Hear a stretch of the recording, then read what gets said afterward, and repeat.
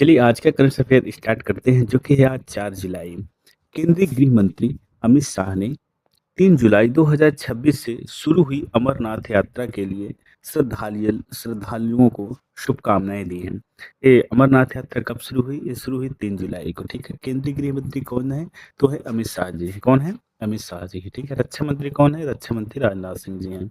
मोदी सरकार ने अमरनाथ यात्रा के लिए मल्टी लेयर सुरक्षा ग्रिड लागू किया है। क्या किया है?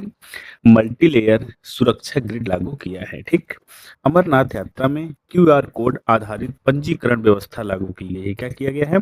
क्यूआर कोड आधारित पंजीकरण व्यवस्था लागू की गई है। अमरनाथ यात्रा के लिए स्वास्थ्य सेवाओं, ठहरने और आपदा प्रबंधन की विशेष व्यवस्था की गई है। अमित शाह ने अमरनाथ यात्रा को सनातन संस्कृति की अटूट श्रद्धा और धैर्य का प्रतीक बताया है। अब एग्जाम पॉइंट से बात करने वाली बात करते हैं तो अमरनाथ यात्रा कब शुरू हुई थी? 3 जुलाई को। कब? 3 जुलाई को शुरू हुई। और उसके लिए क्या क्या किया गया है? कौन सी सुरक्षा प्रणाली लागू की गई है? तो मल्टी लेयर सुरक्षा ग्रिड लागू किया गया है और क्यूआर कोड आधारित पंजीकरण व्यवस्था लागू की गई। ठीक है, अब चलते हैं अगले पॉइंट की तरफ। अगला पॉइंट है राष्ट्रीय महिला आयोग की 24 महिला हेल्पलाइन का नंबर 14 490 है। कितना है? 14 490। कहने का मतलब 24 घंटों रातों दिन। ठीक है, एक भी दिन छुट्टी नहीं है, हमेशा। ठीक, और उसके बाद एनसीडब्ल्यू महिला हेल्पलाइन 14 490 महिलाओं के लिए निःशुल्क शिकायत पंजीकरण और मनोवैज्ञानिक परामर्श सुविधा प्रदान करती है। ठीक है, किसके लिए? महिलाओं के लिए। 18 वर्ष या उससे अधिक आयु की कोई भी महिला 14 490 हेल्पलाइन का उपयोग कर सकती है। 18 वर्ष या उससे अधिक, कहने का मतलब 18 प्लस। ठीक, एनसीडब्ल्यू महिला हेल्प डिजिटल शिकायत पंजीकरण प्रणाली के माध्यम से 24 घंटे सहायता उपलब्ध कराती है। कहने का मतलब 24 घंटे, दिन रात। ठीक है, और महिला हेल्पलाइन नंबर 14 490 डिजिटल इंडिया पहल के तहत महिलाओं की सुरक्षा और सहायता को मजबूत करने की दिशा में महत्वपूर्ण कदम है। कहने का मतलब महिलाओं की सुरक्षा के लिए ये नंबर सरकार द्वारा किया गया है। कौन सा? 14 490। और कब तक के है ये? 24 घंटा आपका फोन लगेगा।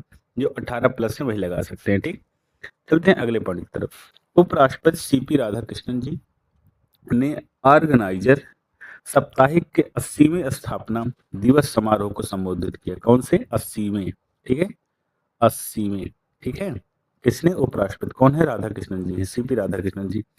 उपराष्ट्रपति ने कहा ऑर्गेनाइजर राष्ट्र की आत्मा की आवाज बन रहा है। ठीक है, क्या बन रहा है? आत्मा की आवाज बन रहा है। उपराष्ट्रपति ने आपातकाल के दौरान ऑर्गेनाइजर की साहसिक पत्रकारिता की सराहना की। किसकी? ऑर्गेनाइजर की साहसिक पत्रकारिता की सराहना की है। उपराष्ट्रपति ने कहा ऑर्गेनाइजर का सेंसरशिप के विरुद्ध संघर्ष मीडिया स्वतंत्रता को मजबूत करता है। ठीक है, संघर्ष मीडिया। अब समारोह में हिंदुत्व डिस्कोर्स आफ्टर इंडिपेंडेंस और टेम्पल्स बियॉन्ड भारत पुस्तकों का विमोचन भी किया गया है। ठीक है, अब इसमें याद करने वाली बात क्या है? क्वेश्चन एग्जाम पॉइंट से, तो उपराष्ट्रपति कौन है? तो सीपी राधाकृष्णन जी हैं। और ऑर्गेनाइजर साप्ताहिक 80वें स्थापना दिवस समारोह को उन्होंने संबोधित किया है। ठीक है, अगले पॉइंट की बात करें तो सीसीआरएस की 5वीं कार्यकारी समिति की बैठक 3 जुलाई 2026 को आयोजित हुई। ठीक है, अब बैठक की अध्यक्षता किसने की? तो आयुष मंत्रालय के सचिव कौन है? वैद्य राजेश कोटेचा। कौन है? वैद्य राजेश कोटेचा जी ने की है। ठीक है, किसके? आयुष मंत्रालय के सचिव। ठीक, आयुर्वेद प्रबोधिनी ग्रंथमाला के अंतर्गत अनुसंधान पद्धति की नई पाठ्य पुस्तक जारी की गई। ठीक है, आयुर्वेद प्रबोधिनी ग्रंथमाला के अंतर्गत अनुसंधान पद्धति की नई पाठ्य पुस्तक जारी की गई। सीसीआरएस प्रयत्न 2026-27 पहल का शुभारंभ वैज्ञानिक लेखन को बढ़ावा देने के लिए किया गया। किसको? वैज्ञानिक लेखन को बढ़ावा देने के लिए किया गया है। और CCRS digital ecosystem dashboard launch किया गया। क्या लॉन्च किया गया? CCRS digital ecosystem dashboard launch किया गया, जो dashboard dot CCRS.org in dot पर उपलब्ध है। ठीक है। अब इसमें एग्जाम पॉइंट्स याद करने की बात करें तो वीआईपी बैठक की अध्यक्षता की आयुष मंत्रालय के सचिव कौन है? वह वैद्य राजेश कोटेचा जी। ठीक। अब चलते हैं अगले पॉइंट की तरफ।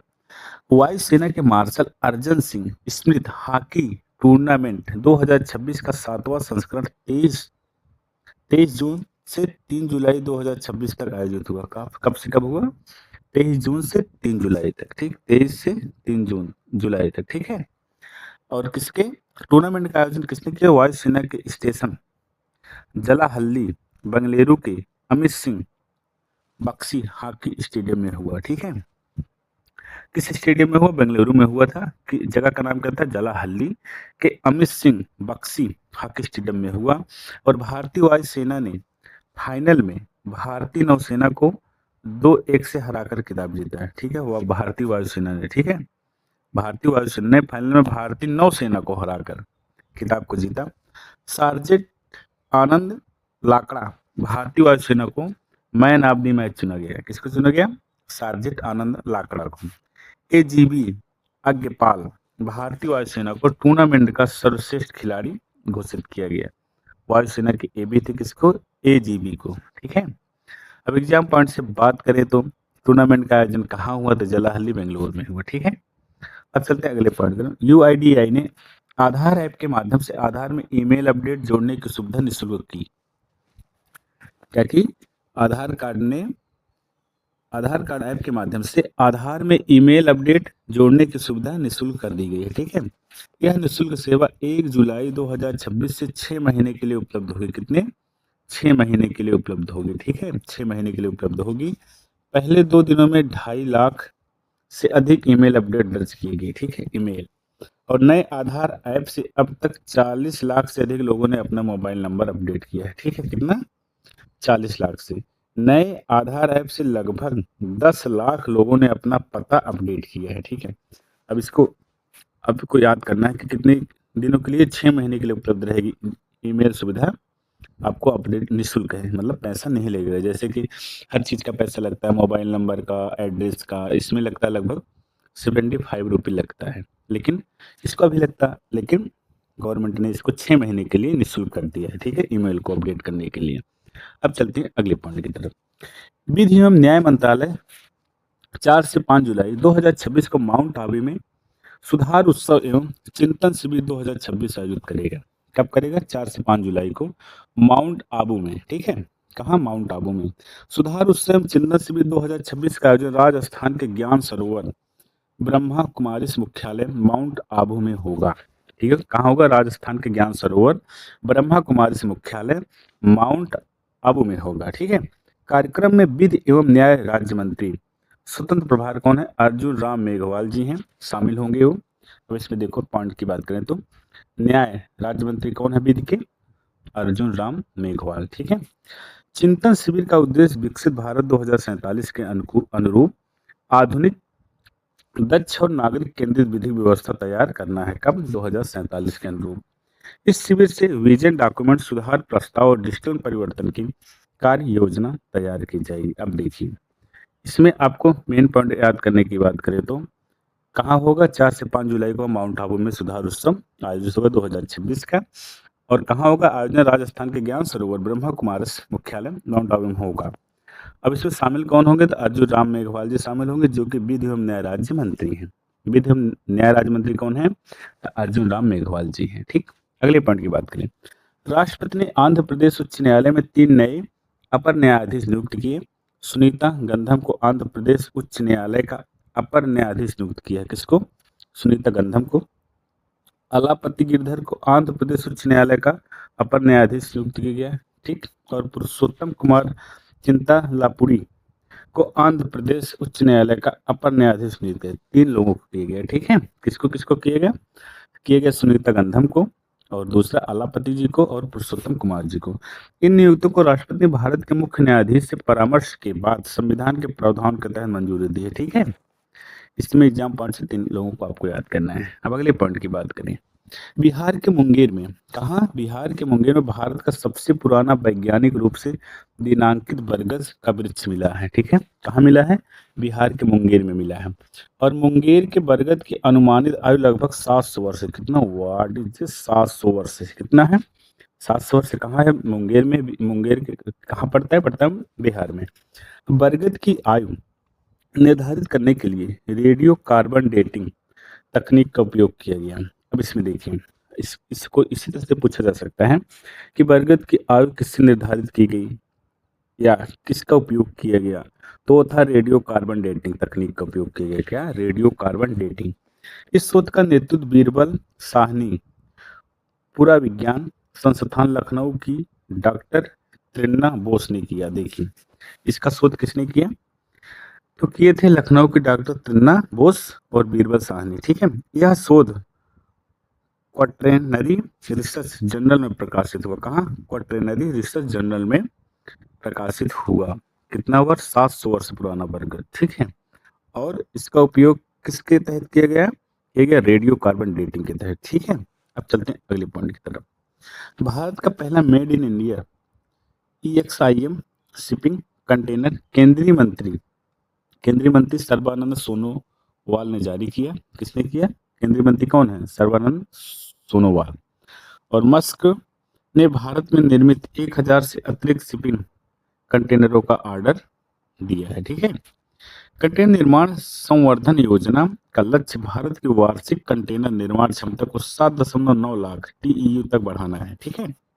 और पहला made in India EXIM shipping container Uttar Pradesh के दादरी स्थित मस्क कानकोर ICD से जारी किया गया। कहाँ से किया गया? एक किया गया दादरी स्थित, ठीक है?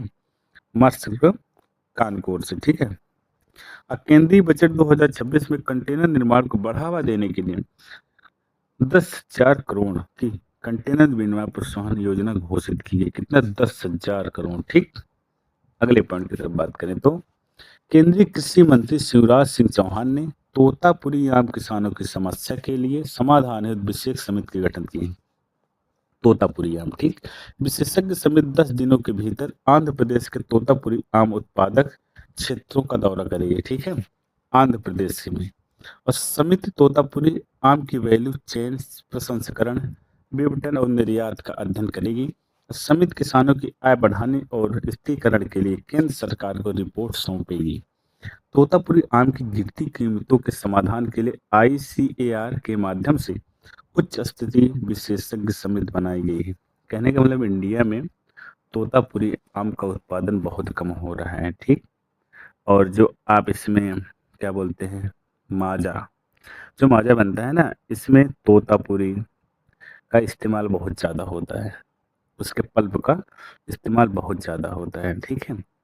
और अल्फांसो जो होता है उसका बहुत ही कम होता है। अगर इतना समझ लीजिए 20 लीटर पानी में 1 लीटर अल्फांसो, ऐसा समझ सकते हैं।